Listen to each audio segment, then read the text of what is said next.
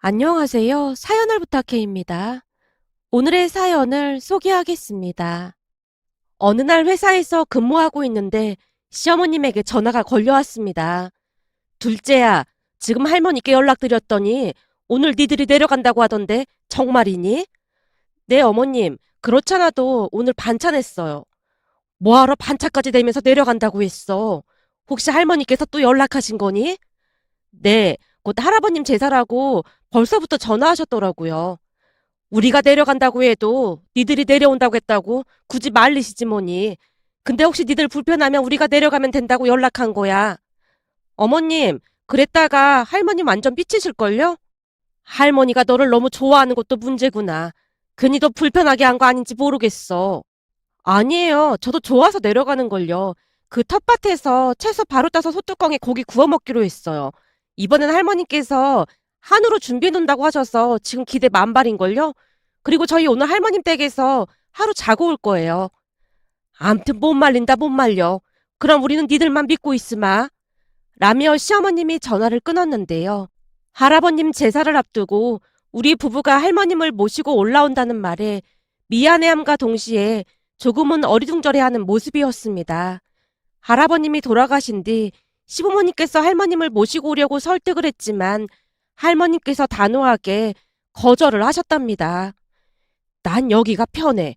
곧 있으면 감자도 캐야 하고 할 일이 얼마나 많은데 이 아까운 걸 다 버려두고 어떻게 올라가? 그래도 어머님 홀로 두고 우리끼리 어떻게 올라가요? 저희가 감자값이랑 다 드릴 테니까 그냥 같이 올라가세요. 애미야, 그동안 네 시애비랑 내가 얼마나 애지중지 일군 건데 그냥 이대로 두고 갈 순 없다.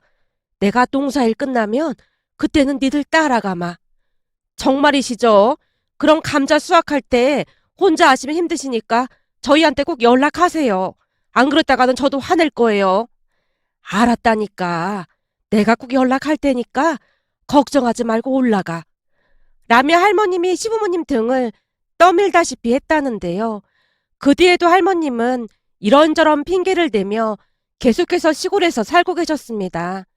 할머님 성격은 많이 쾌활하신 편으로 표정에는 항상 장난기가 배어 있었습니다. 문득 결혼 후 할아버님의 첫 제사 때가 생각이 나는데요. 한참 분주하게 제사 음식을 만드는데 할머님께서 제사 음식에 마늘을 마음껏 넣고 계시는 모습에 제가 놀라서 물었어요. 할머님, 제가 듣기로는 제사 음식에는 마늘은 안 넣는 거라고 하던데 그렇게 마늘을 막 넣어도 되는 거예요? 죽은 영감이 알긴 뭘 알겠어. 어차피 내 입에 들어갈 거 무조건 맛있어야지. 근데 네 할아버지도 마늘 무진장 좋아해서 마늘 안 넣으면 엄청 투덜댈 거야. 그러니까 마늘 아끼지 말고 많이씩 넣어. 음식에 마늘이 들어가야 제맛이지. 라며 마늘을 아낌없이 넣었습니다. 그 모습에 간신히 웃음을 참아야만 했는데요.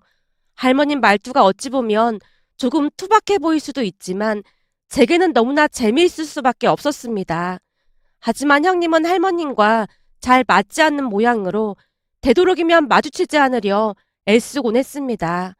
그와는 다르게 저는 할머니께서 말씀을 하실 때마다 배까지 움켜잡고 깔깔대고 웃었기에 할머님이 신기한 듯 묻기도 했어요. 넌 뭐가 그렇게 좋아서 맨날 낄낄대는 거야? 하긴 누구처럼 축상을 하고 있는 것보다 낫긴 하네. 첫째 손주 며느리는 오기 싫으면 오지 말라는데 왜 와서 인상 쓰고 있는 거야? 우리 집은 제사 참석 안 한다고 뭐라고 하는 그런 집 아니니까 그만 가보던지. 할머님 말에 형님은 그저 묵묵부답이었습니다. 그 모습에 시어머님이 형님 눈치를 보며 할머님을 조용히 말리고 있었어요. 그날 집으로 돌아가는 길에 남편에게 조용히 물었습니다. 여보, 형님 표정 보면 진짜 오기 싫어하는 것 같은데 왜 굳이 오는 거야? 할머님 말씀처럼 제사 참석 안 한다고 해서 아무도 뭐라 갈 것 같지도 않던데. 당신이 몰라서 그렇지. 그동안 사연이 참 많았어. 사연? 무슨 사연? 형수님이 우리 집안일에는 일체 참석을 안 하면서 형수님 친정일에는 아주 열성적으로 참석을 했더나 봐. 처음에는 형도 좋게 좋게 불만을 말했다는데 형수님이 계속 우리 본가는 불편하다고 싫다는 말만 했대. 그래서 형이 그럼 나는 처가댁에 가는 게 편한 줄 아냐. 사람이 기본적인 양심이 있어야 하는 거 아니냐. 뭐 그러면서 싸웠다는데 한동안 난리도 아니었어. 형이 짐 싸서 본가로 와버렸거든. 그때 둘이 이혼 얘기 나오고 집안이 발칵 뒤집어졌지 뭐. 근데 할머니는 그 사실을 몰라. 우리 모두 쉬쉬했거든. 아, 그래서 할머니께서 아까 그렇게 말씀하셨구나? 그러니까 당신도 그냥 모른 척해. 그리고 형수님이랑 굳이 가깝게 지낼 필요도 없으니까 그냥 기분만 하면 될 거야. 괜히 형수님하고 잘 지낼 생각으로 엮이지 말라 그 말이야. 라며 남편이 몇 번이나 당부를 했습니다. 그랬기에 저는 형님을 약간은 불편해한 채 지냈는데요. 간혹 할머님이 형님에게 싫은 소리를 하곤 했습니다. 그럴 때마다 형님은 그저 인상만 쓴 채 입을 다물고 있었고요. 하지만 형님과는 다르게 제가 할머님을 잘 따르고 좋아하자 시부모님 또한 많이 기뻐하는 모습이었습니다. 그날도 시어머님이 즐거운 내색을 감추지 못하는 모습이었고 전화를 끊기 전 제게 고맙다는 말을 남겼습니다. 그날 반차를 내고 남편과 함께 할머님 댁으로 출발했는데요. 도착했더니 할머님께서 밖에서 기다리고 계셨어요. 할머님, 더운데 왜 나와 계세요? 언제 오나 기다리는 맛이 아주 쫄깃쫄깃하거든. 우리 할머니 진짜 대단하다니까? 대체 그런 말은 누가 알려준 거야? 남편이 장난스레 웃고 있었는데요. 할머님이 활짝 웃으며 대꾸했습니다. 누구긴 누구겠어. 우리 둘째 손주 며느리한테 배웠지.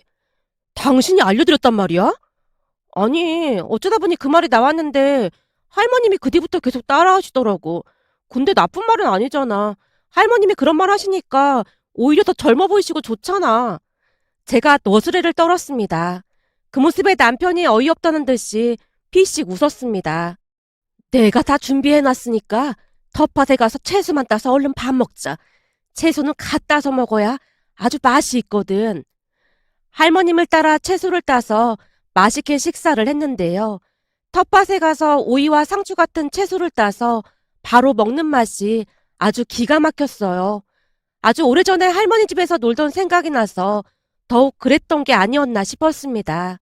더군다나 솥뚜껑에 고기를 구워서 갓 단 채소와 같이 먹으면 천상의 맛이라는 극찬이 절로 나왔습니다.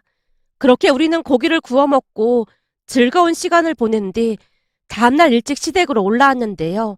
제 손에 들려있던 것들을 보며 시어머님이 기쁜 표정으로 물었어요. 그거 뭐니? 채소 가져온 거니?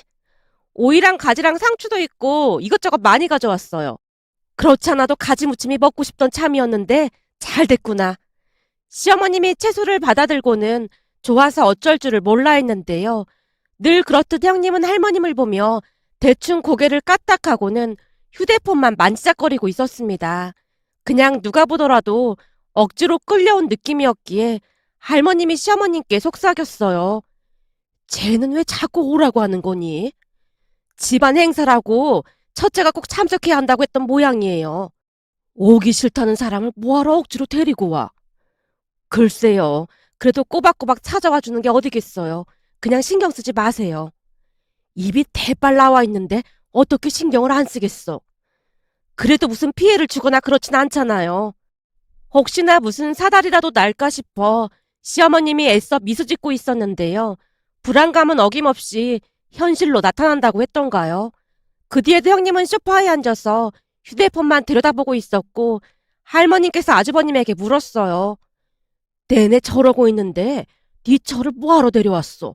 다음부터는 그냥 너 혼자 오던지 해. 할머니, 그럼 습관돼서 안 돼. 아니, 오기 싫다는 사람을 뭐하러 데려오고 난리야.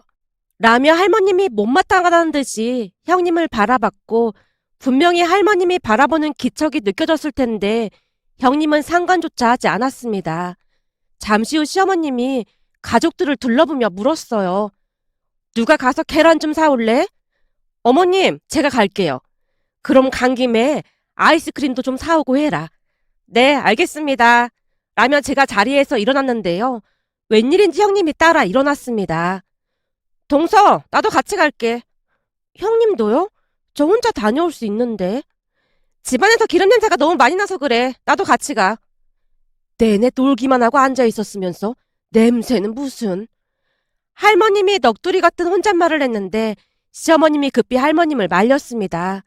하지만 형님은 들은 척도 하지 않고는 저를 따라 나섰어요. 잠시 후 마트에서 물건을 사고 시댁으로 돌아가던 중 형님이 먼저 말을 꺼냈습니다. 근데 동서 성이 방씨잖아. 아, 네. 그래서 그런지 그 노비근성이 유전자에 새겨져 있나 봐. 동서는 천방지축 마골피라는 말 못 들어봤어? 죄다 천민에다 노비 성씨잖아. 그래서 그런지 시댁에서도 노비처럼 아주 일을 잘하는 것 같아서 하는 말이야. 이 유전자는 절대 무시 못하는 법이거든. 형님, 말이 너무 지나치신 거 아니에요? 형님의 말에 너무나 큰 충격을 받은 채 얼음이 되고 말았는데요. 말도 안 되는 소리를 하는 형님이 조금은 이상해 보이기까지 했으니까요. 평소에도 형님이 저를 좋아하지 않는다는 것을 잘 알고는 있었지만 그날은 어찌나 어이가 없던지 형님 말을 대받아치고 말았습니다. 형님, 역사 공부 똑바로 한 거 맞아요? 뭐? 그게 무슨 말이야? 학교 다닐 때 나 한국사 성적 엄청 좋았거든? 왜? 천안 성씨라고 하니까 기분이 안 좋긴 한가 봐. 근데 동서가 지금 하는 행동을 보면 조상님 천성을 그대로 물려받은 게 확실한 것 같은데 뭐. 얼마나 노비군성이 심하면 지방까지 가서 할머님을 모시고 올라오질 않나? 무슨 일이 있을 때마다 시댁에 가서 일을 하질 않나? 그런 거 진짜 아무나 하는 거 아니거든. 형님이 계속해서 말도 안 되는 소리를 하고 있는 모습에 시댁 문 앞에서 제가 버럭하고 말았어요. 형님, 저 온양 방씨거든요? 온양 방씨? 그게 뭔데? 역시 공부를 똑바로 안 하셨나 봐요. 그러니 노비니머니 그런 말도 안 되는 소리를 하고 있죠. 라며 제가 비웃듯 말하고 있었는데요. 소란스런 소리가 집 안까지 들렸던 모양으로 문이 열렸고 할머님이 문을 열고 나왔습니다. 동네 시끄럽게 니들 뭐 하는 거야? 죄송합니다. 제가 고개 숙여 인사를 하고 안으로 들어갔는데요. 괜시레 집안 시끄러워지게 하고 싶지 않았으니까요. 하지만 형님은 마치 끝장이라도 보겠다는 듯이 제 등 뒤에서 외쳤어요. 동서, 그냥 들어가 버리면 어떡해? 그래서 온양 방씨인가 뭔가 이상한 말로 둘러대지 말고 똑바로 말은 하고 가야지. 방씨가 천한 성씨인 건 확실한 거잖아. 요즘 세상이 어떤 세상인데 성씨를 가지고 따지고 있어. 할머님, 동서 성씨가 방씨인데 할머님도 아실 거 아니에요. 천방지축 마골피. 방씨가 천민이었다는 사실을 모르는 사람도 있어요? 사실 저는 동서가 방씨라는 말 듣고 진짜 많이 놀랐잖아요. 방씨가 뭐예요, 방씨가? 뭐가 어쩌고 어째? 이게 뚫린 입이라고 어디서 말을 함부로 하고 있어. 라며 할머님이 형님을 몰아붙이고 있었는데요.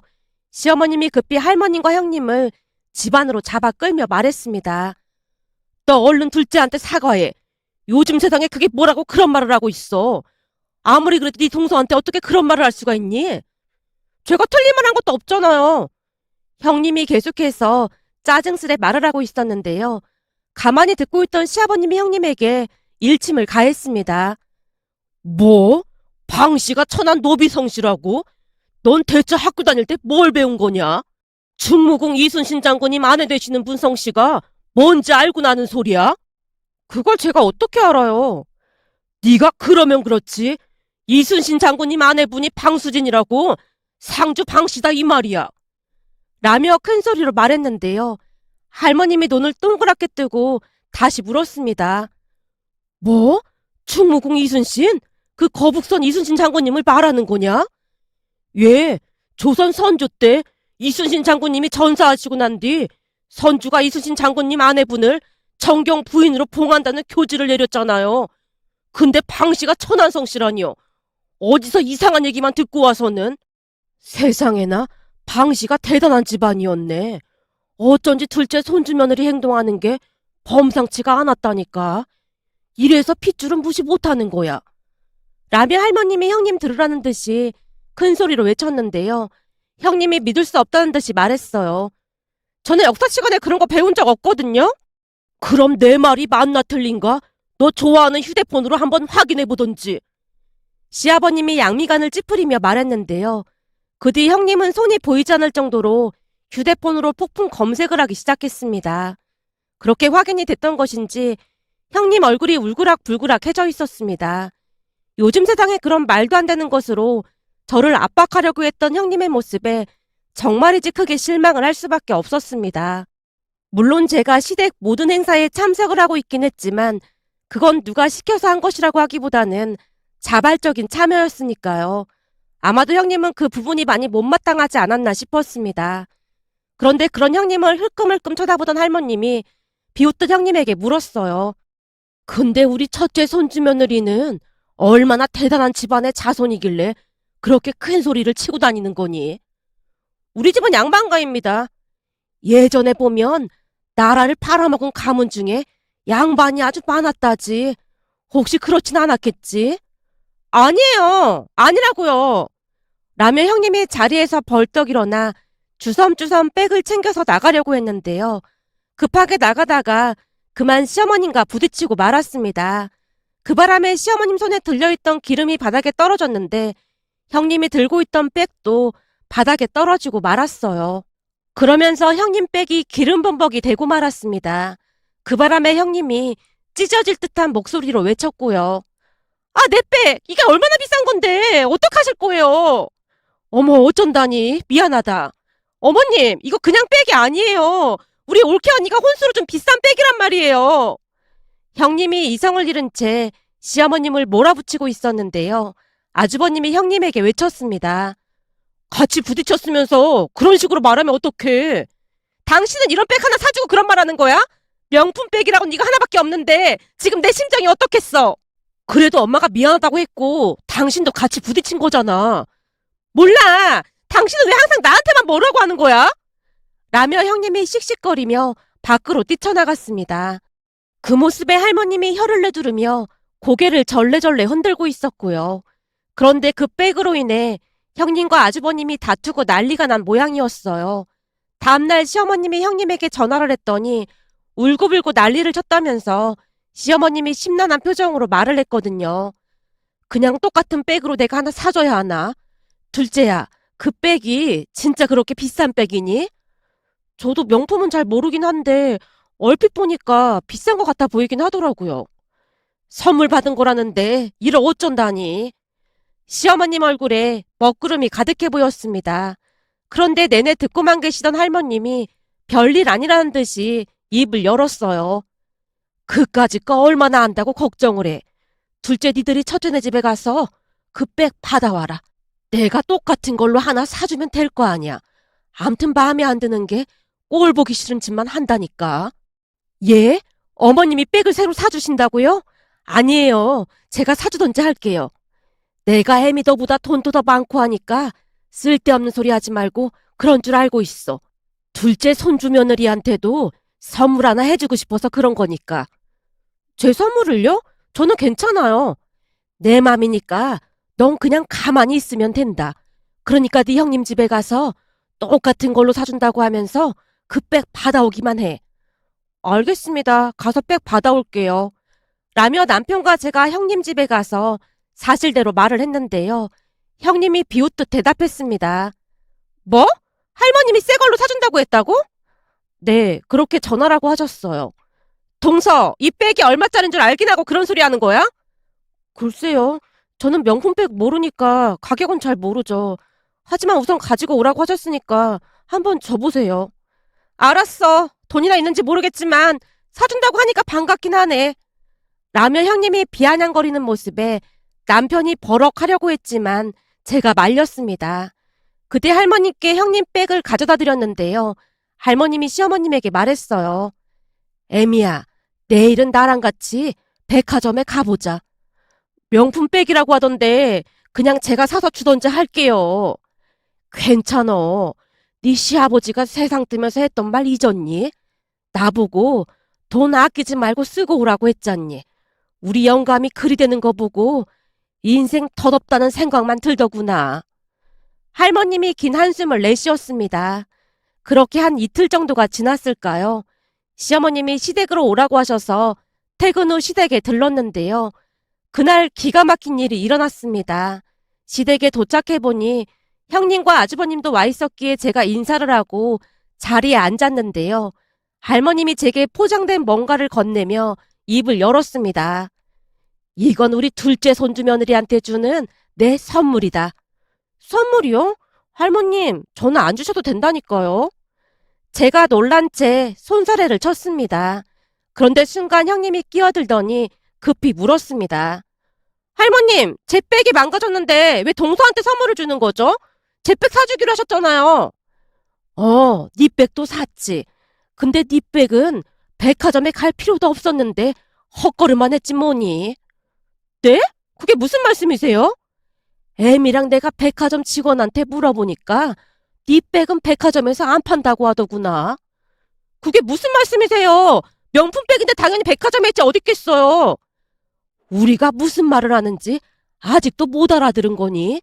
네 백은 백화점에 안 판다고. 그게 무슨 말인지 모르겠어? 그니까 그게 무슨 말이냐고요. 참 답답하네. 그걸 꼭 내 입으로 말을 해야겠냐? 라며 할머님이 시어머님을 바라봤고 시어머님이 안절부절 못하고 있었는데요. 무슨 말인지 이해가 됐다는 듯이 아주버님이 조용히 입을 열었어요. 그럼 혹시 진품이 아니라는 거예요? 그렇지. 우리 손주는 말귀를 좀 알아듣는구만. 우리가 백화점에 가서 똑같은 걸로 달라고 했더니 네 백이 짝퉁이라 거기에는 안 판다고 하더구나. 그럼 이건 뭔데요? 형님이 할머니께서 주신 새 백을 들어보이며 물었는데요. 그래서 우리가 네 거랑 똑같은 거 찾느라 고생을 이만저만 한 게 아니야. 차라리 백화점에 있는 거면 좀 편해. 암튼 네 거랑 똑같은 걸로 사달라고 해서 사왔으니까 더 이상 왈가왈부하지 마라. 그리고 이건 네 예전 백이니까 정 못 믿겠으면 네가 직접 확인해 보던지. 백을 받아들던 형님이 제 손에 들려있는 것에 눈을 돌리더니 가지눈을 하고 물었어요. 근데 동서는 갑자기 왜 선물을 주신 거예요? 우리 둘째 손주 며느리가 나한테 좀 잘했니? 그래서 내가 고마워서 시계 하나 샀다. 시계요? 설마 전자시계 그런 거 하나 산 거예요? 내가 너처럼 짝퉁이나 사는 그런 사람인 줄 알아? 하긴 뭐 짝퉁도 구별 못하니까 좋다고 헤벨레 하고 다녔겠지만 말이야. 할머님이 한쪽 입꼬리를 올리며 말을 하자 순간 부하가 치밀어 올랐던 것인지 형님이 제 손에 들려있던 것을 빼앗다시피 해서는 포장지를 마구마구 뜯고 있었습니다. 형님, 뭐 하시는 거예요? 아니 대체 어떤 선물인지 궁금해서 그렇지. 어? 이 시계 뭐야? 바세린? 약 만드는 회사에서 시계도 만드나? 아니 어떻게 저렇게 무식한 소리를 할 수가 있지? 저러니 짝퉁인지도 모르고 가지고 다녔겠지. 여기 잘 읽어봐라. 바쉐린, 콘스탄틴. 이게 시계 중에서는 알아주는 명품이라고 하더구나. 난 쪼잔하게 짝퉁 그런 건 안 사거든. 콘 뭐라고요? 콘스타틴? 그래봤자 서목시계가 얼마나 비싸겠어요? 그냥 그렇게 생각하는 게 네 정신건강에 좋을 거다. 백화점 직원 얘기 들어보니까 몇 년이 지나면 오히려 가격이 올라갈 수도 있으니까 좋을 거라고 하더구나. 둘째는 가지고 있다가 욕이 날 때 써라. 알았지? 아니 이렇게 좋은 시계를 저는 왜 안 사주고 동서만 사주시는 거예요? 아까도 말했잖니. 우리 둘째 손주 며느리가 나한테 잘했다고. 그러니 나도 보상은 해줘야 하는 거 아니겠냐. 싸가지 없는 너랑 똑같이 취급을 당해서 쓰겠어. 착한 둘째 손주 며느리는 그만큼 복을 받아야 하는 게 맞는 거잖니. 할머님께서 형님을 한껏 비웃고 있었는데요. 제가 놀란 채 감사 인사를 했습니다.